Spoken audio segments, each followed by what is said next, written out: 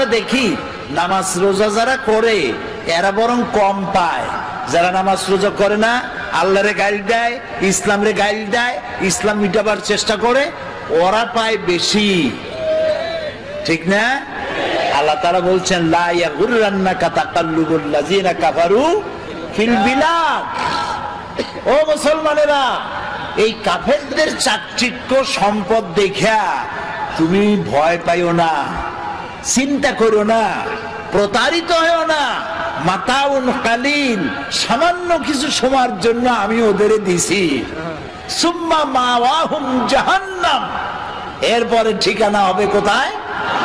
ওয়াবিসাল মাসির। আরে হায় হায়, दुनिया का मजा ले लो, दुनिया तुम्हारी है। তো দুনিয়ার মজা লুটার জন্য খুব লুটপাট করো, তারপরে সময় আসবে যখন বলবা আমার স্বাদ না মিটিল, আশা না ফুরিল। তারপরে কি? সকলই ফুরায় যায়। আরে খাইতে পারলাম না, এত বাড়ি বানাইলাম, এত ঘর বানাইলাম, এত লুটপাট করলাম, এত শয়তানি করলাম, এত ডিজিটাল করলাম, আরে সব তো গেল শেষ হইয়া। সব শেষ, সব শেষ হয়ে যাবে। আল্লাহ রাব্বুল আলামিন খেতে দেন, পড়তে দেন, আর আল্লাহ মানুষকে ক্ষমতা দিয়ে বলেন লিনানজুরা কাইফা তা'মালুন। ক্ষমতা দেই আর তাকায় থাকি তোমার আমলটা কেমন হয়। সুবহানাল্লাহ বলেন, সুবহানাল্লাহ। সমুদ্রের মধ্যে যে এই যে আপনাদের বাড়িতে টেলিভিশন ডিশ লাইন আছে না, এই ডিশ লাইনে উপকারও আছে, ক্ষতিও আছে। এত সব বাজে ছবি আসে, এগুলি বন্ধ করা ভালো, কন্ট্রোল করা ভালো। কিন্তু ভালো ভালো ছবিও আছে, যেমন ন্যাশনাল জিওগ্রাফি একটা চ্যানেল আছে, ডিসকভারি একটা চ্যানেল আছে, এনিম্যাল প্ল্যানেট একটা এনিম্যাল প্ল্যানেট একটা চ্যানেল আছে, আছে না? এই চ্যানেলগুলি আমি মাঝে মধ্যে দেখি। সমুদ্রের ভিতরে সব থেকে বড় জলচর প্রাণীর নাম কি? তিমি। নীল প্রজাতির তিমি যেটা, সেটার ওজন 5000 টন পর্যন্ত হয়। একটা মাছের ওজন 5000 টন পর্যন্ত। ওটা যে বাচ্চা দেয়, তিমিতে ডিম পারে না, কি দেয়? বাচ্চা দেয়। তো মা যেমন বাচ্চাও তো তেমন। বাচ্চাটা পৃথিবীতে যেদিন আসে সেদিন থেকে শুরু করে প্রত্যেক দিন তার দুধ লাগে 50 থেকে 60 মণ। কোন গভর্নমেন্ট খাওয়ায়? আরে বলো, কোন গভর্নমেন্ট খাওয়ায়? নাম কি তার? চিৎকার দিয়া বলো। আল্লাহ তাআলা খাওয়ায়। সুবহানাল্লাহ, সুবহানাল্লাহ। খাবারের দাবিতে সুন্দরবন থেকে রয়্যাল বেঙ্গল টাইগার খাবার না পাইয়া নিজেরা কামড়া কামড়ি করে 500 বাঘ না খাইয়া মারা গেছে। এরকম কোন খবর পত্রিকায় ছাপা হয়েছে? পত্রিকার তো অভাব নাই, দৈনিক দেখে নেব। প্রত্যেক দিন চিৎকার, মাসিক হুঙ্কার, এই যে পত্রিকাগুলি, তো দৈনিক দেখে নেব এই পত্রিকায় কোনোদিন এরকম ছবি আসছে, খবর আসছে? কুমিররা না খাইয়া, হাঙ্গরেরা কামড়গুলি না খাইয়া 2000 কুমির, হাঙ্গর, কামড় নদীর ভিতরে ভেসে উঠেছে। হয়েছে এরকম? হয়েছে এরকম? হয় নাই। ওরা না খেয়ে মরে না। আচ্ছা এখন বলেন, সংখ্যায় কারা বেশি? সংখ্যায় মানুষ বেশি, না পিঁপড়া থেকে শুরু করে পাখি পর্যন্ত তারা বেশি? অন্য সৃষ্টি জগতের মানুষ ছাড়া অন্যরা বেশি। সেগুলো না খাইয়া মরে না। না খেয়ে মরে কারা? মানুষগুলি। ওগুলো না খাইয়া মরে না। এবার আল্লাহ রাব্বুল আলামিন তিনি বলছেন, আমি খাবার দেই, গর্ত থেকে পিঁপড়া বের হয়, সাপ বের হয়, সুন্দরবন বন থেকে বাঘ বেরিয়ে গেল, সিংহ বেরিয়ে গেল, হাতি গন্ডার বেরিয়ে গেল, পানির ভিতরে পুঁটি মাছ থেকে তিমি মাছ, মহাশূন্যে টুনটুনি পাখি থেকে শুরু করে ঈগল পাখি যে 2 থাবা দিয়া 2টা ভেড়া থাবা দিয়ে উড়ে চলে যেতে পারে, এই শক্তিশালী পাখি। সমস্ত প্রাণী জগৎ সকাল বেলায় খালি পেটে মহাশূন্যে উড়ে বেড়ায়, জঙ্গলে ঘরে সমুদ্রে সাঁতার কাটে, আর সন্ধ্যা হতে না হতে সমস্ত প্রাণীর পেট ভরে দিয়ে আমি আল্লাহ যার যার ঘরে ফিরাইয়া দেই। সুবহানাল্লাহ, সুবহানাল্লাহ। এ হচ্ছে আমার আল্লাহ। সেই আল্লাহর সেজদা দাও না, যিনি খাওয়ান, যিনি পড়ান, যিনি সবকিছু দিয়েছেন, সে আল্লাহকে ভুলে গিয়েছ।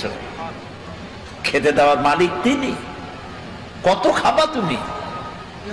হাদিসে কুদসি, হাদিসে কুদসি, অর্থাৎ এটা কোরআন না, আল্লাহ বলেছেন। কি সেটা?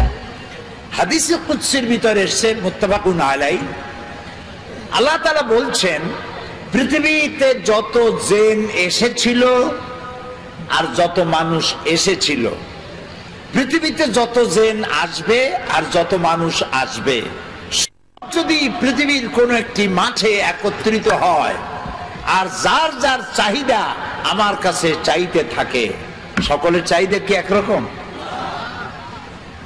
আমি চাই কুল বড়ই খাবো সাতক্ষীরা, আপনি চান বাউকুল খাবেন রংপুরে, উনি চায় সবেদা খাবেন, উনি চায় গলদা চিংড়ি খাবো, উনি কয় বিয়ে করব, সে কয় বাচ্চা হোক।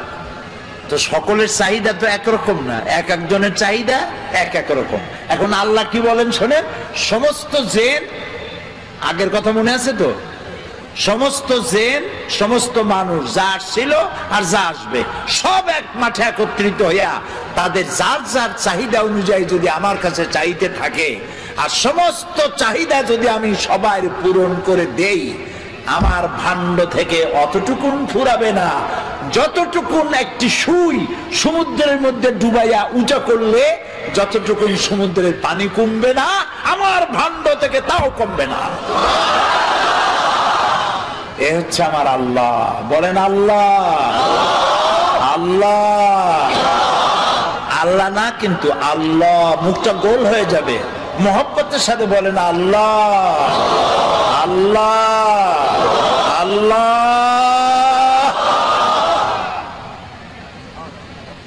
অন্তরের অন্তঃস্থল থেকে, মনের মণিকোঠা থেকে একবার যদি কোনো বান্দা ডাক দেয় আল্লাহ, আল্লাহ রাব্বুল আলামিন 70 বার সাড়া দিয়ে বলেন, বান্দা কি চাও, আমি হাজির। আল্লাহুল্লাযী আরসালার রিয়াহা, আল্লাহ হচ্ছেন তিনি যিনি বাতাসকে প্রবাহিত করেন, সমুদ্রের লবণাক্ত পানিগুলি উত্থিত করেন, মেঘমালায় পরিণত করেন। সুবহানাল্লাহ। এই মেঘ কে বানায়? পানি কে উঠান? আনতুম আনজালতুমুহু মিনাল মুজনি আম নাহনুল মুনজিলুন, ওই আকাশ থেকে পানি কে বর্ষণ করে? তুমি করো না আমি করি? আল্লাহ করে। এরপরে এই মেঘকে আল্লাহ অর্ডার করেন, বাতাসকে বলে দেন, বাতাস মেঘ টেনে আশা শুনি কালীগঞ্জ এবং সাতক্ষীরার আকাশের উপরে নিয়ে যা।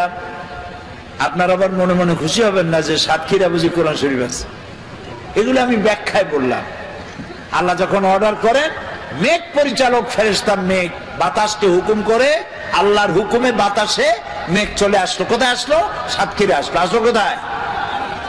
এবার আল্লাহ যদি ইচ্ছা করেন, মেঘের পানিকে কলসির মতো কান্দা দিয়া যদি ঢেলে দেন, তাহলে ঘর বাড়ি ভেসে যাবে, মানুষ শেষ হয়ে যাবে।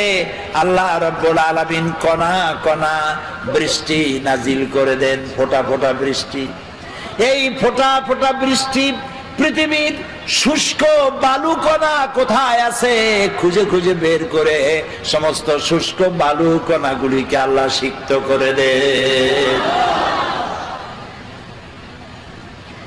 তারপরে মরা জমিনকে আল্লাহ তাআলা জিন্দা করে দেন বৃষ্টির পানি দিয়া। মরা জমিন কি হয়ে গেল? জিন্দা হয়ে গেল। এখন চাষ করেন, বীজ বপন করেন।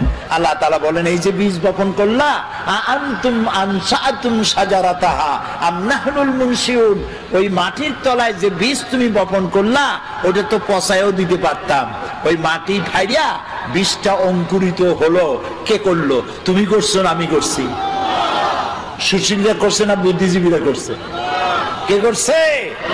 জোরে বলেন আল্লাহ তাআলা। এভাবে আমি ফসল উদ্গত করলাম, ধান হইল, ধানের মধ্যে চাউল দিলাম।